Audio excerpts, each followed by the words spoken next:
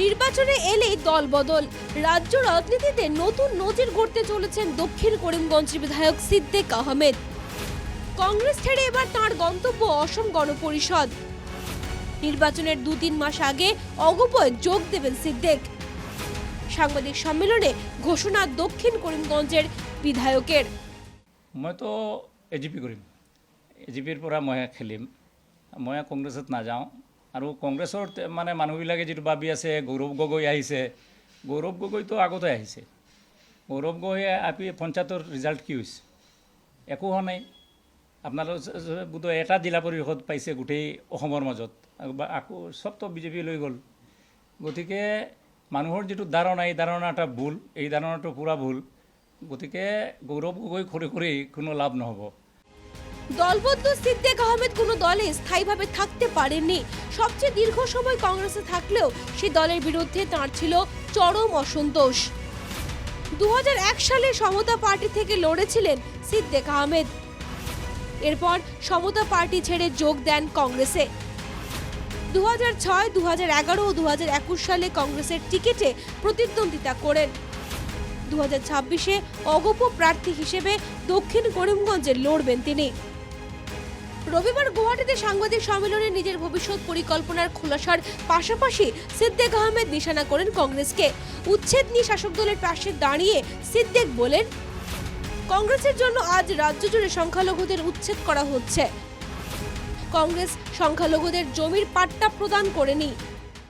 মই এটা কথা ক'ব বিচাৰিছোঁ, আজি হয়তো 2 টার্ম হল বিজেপি সরকার হয়েছে, কিন্তু কংগ্রেছে ইয়ার আগত ইমান দিনলৈকে যি মানে অসমৰ যি পজিশ্যনটো কৰি ৰাখিছিলে, আজি যদি জমিৰ পাট্টা তেওঁলোকে দি দিলে এই সমস্যাটোই মানে নাহিলেহেঁতেন।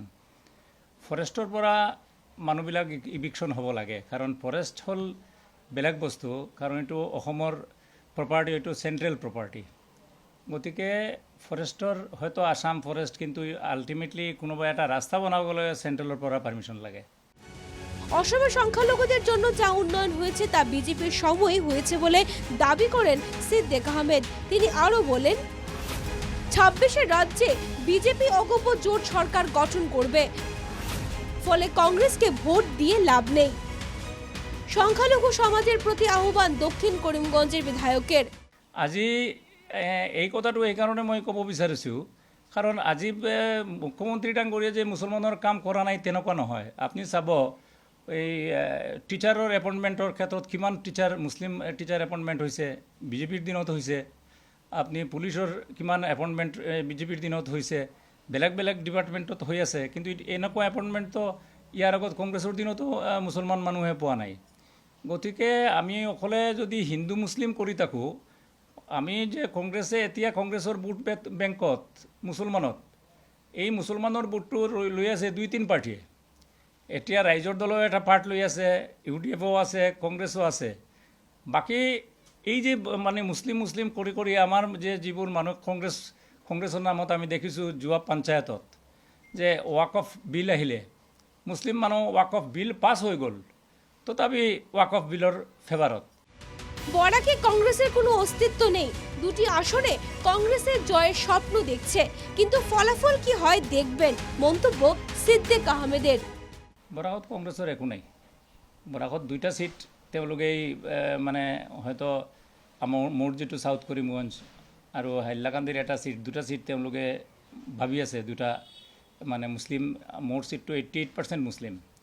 গতিকে ভাবিছে এইটো পাই যাব, কিন্তু ইলেকশ্যন আহিলে আপোনালোকে গম পাব যে কি অবস্থা, কার কি অবস্থা আছে।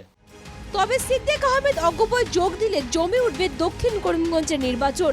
কংগ্রেসের সঙ্গে হতে পারে তার হাড্ডাহাড্ডি লড়াই। Bureau report, NKTV Bangla.